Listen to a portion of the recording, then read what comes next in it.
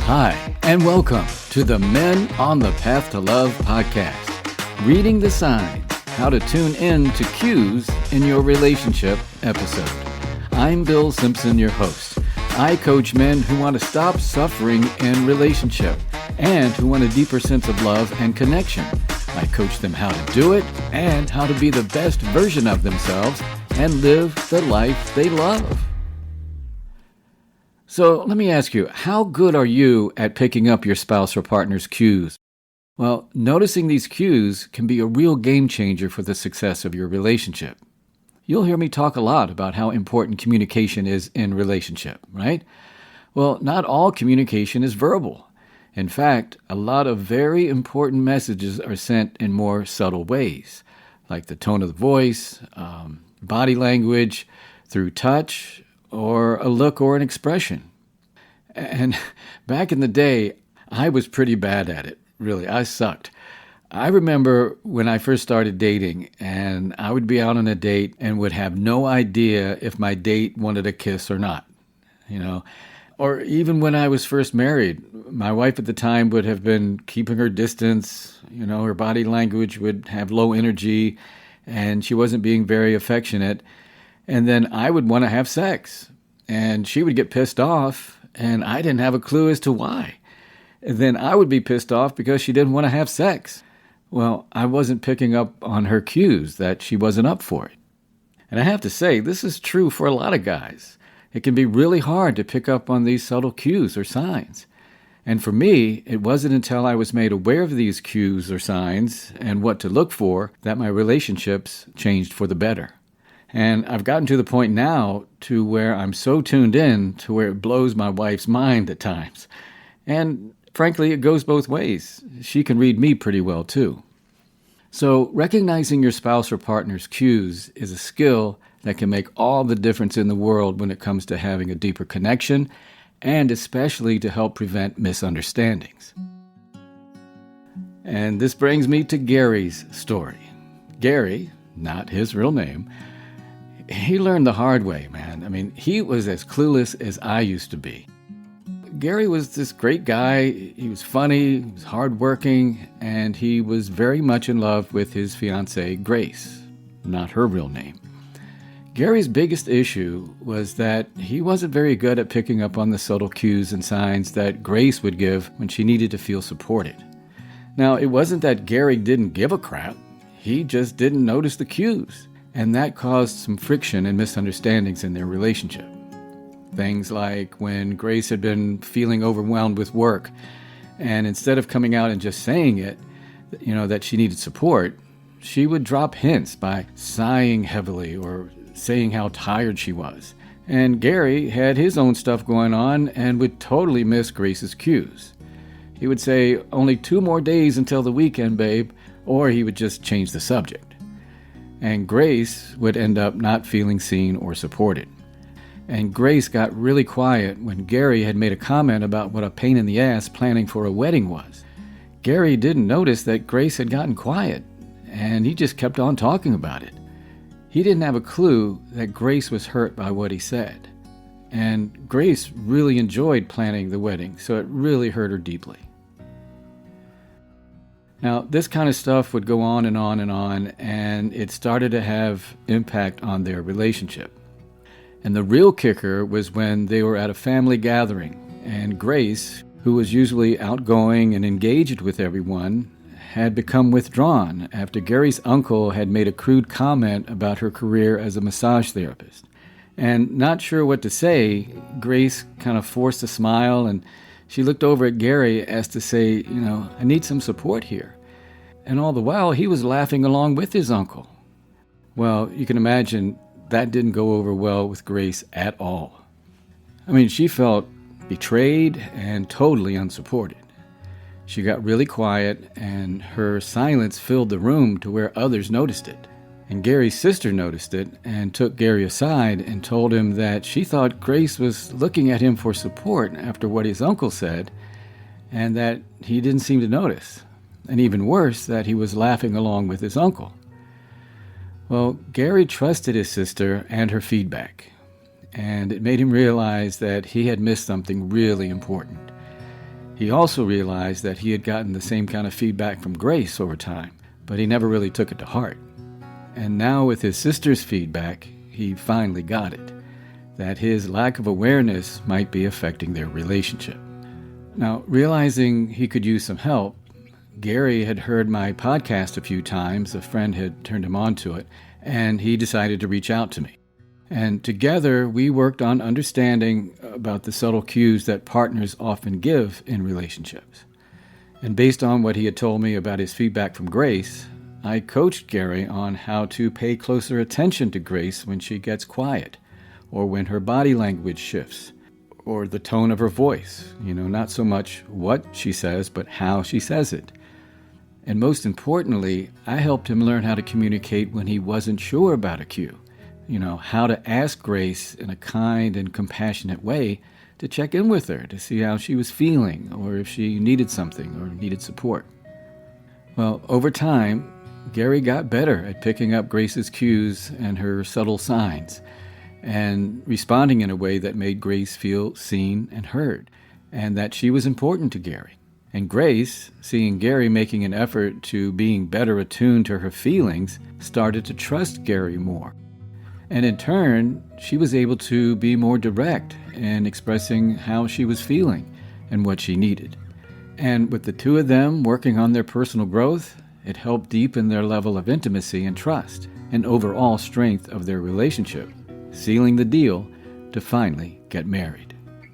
And it was a pretty amazing journey for Gary, going from being clueless and unaware of the cues and subtle signs to becoming a more attentive and supportive partner. And it truly is a testament to the power of getting support to be the best version of yourself and for your relationship. So let's take a deeper dive into what research says about the importance of noticing these cues and subtle signs in relationship, and what are some of the main cues you might want to look for. I'll start with body language, which is a big one. As I'm sure you know, that body language can say more than words, right?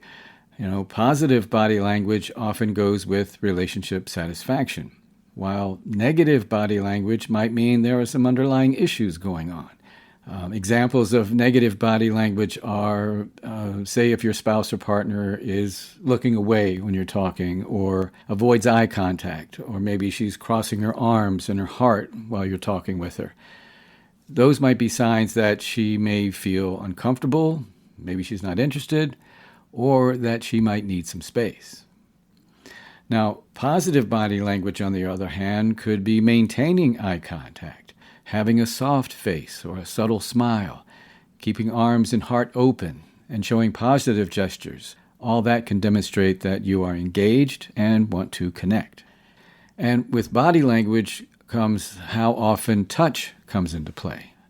Research, and common sense really, for all this stuff, it suggests that touch is a powerful way to communicate in relationship.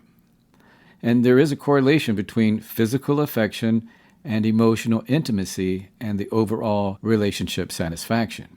So if your spouse or partner is not touching you as much, or not showing physical affection, or pulls away from your touch, it may be a cue that something's wrong, or that they at least feel disconnected. And on the other side, giving more affectionate touch can be a sign of feeling connected and at ease. And I'll add to that, too much affectionate touch can be annoying to the other person. So it's important to create a balance with your touch, and just check in with her if you feel it may be too much. Another cue is tone of voice. Yeah, the how you say it versus what you say. And relationship researcher John Gottman of the Gottman Institute found that the tone of voice is a critical factor in predicting relationship success.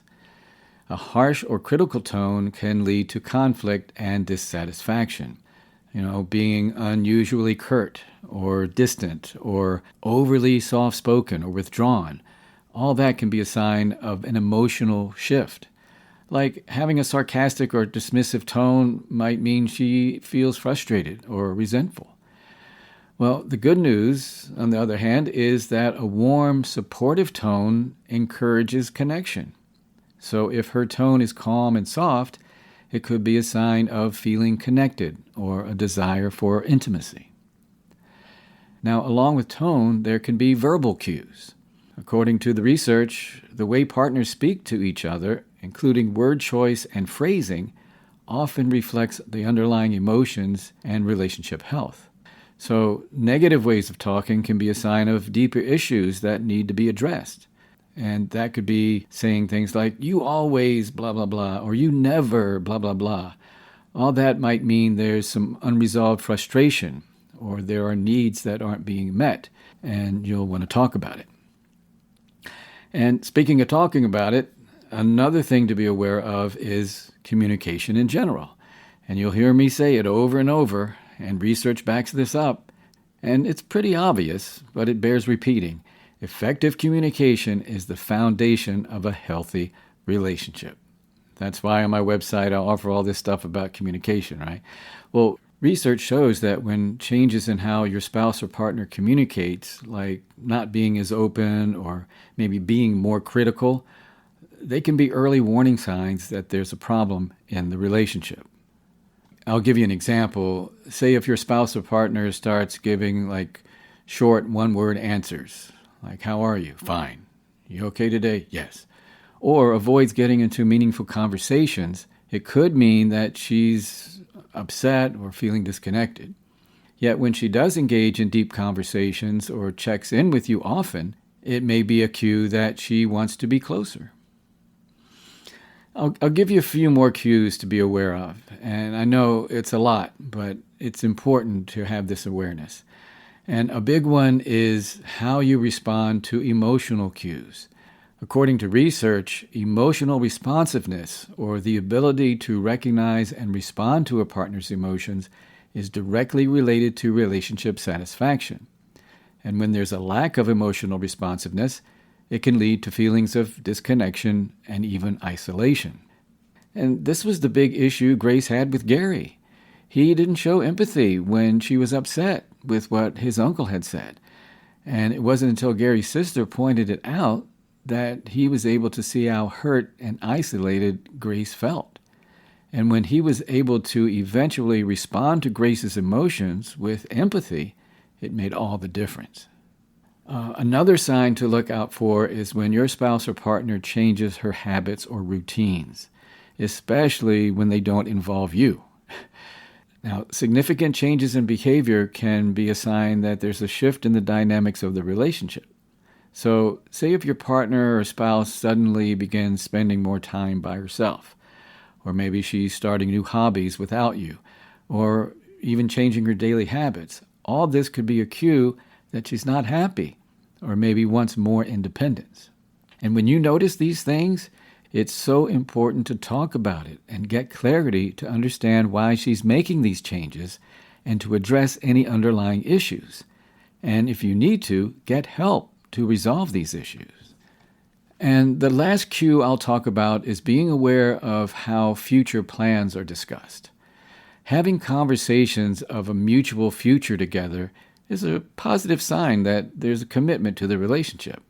Now, on the flip side, if your spouse or partner talks less and less about future plans that involve you, or even worse, starts making individual plans without talking to you about it, that could be a sign that the relationship's future might be on shaky ground. And again, talk about it openly and try to resolve any underlying issues. So there you go.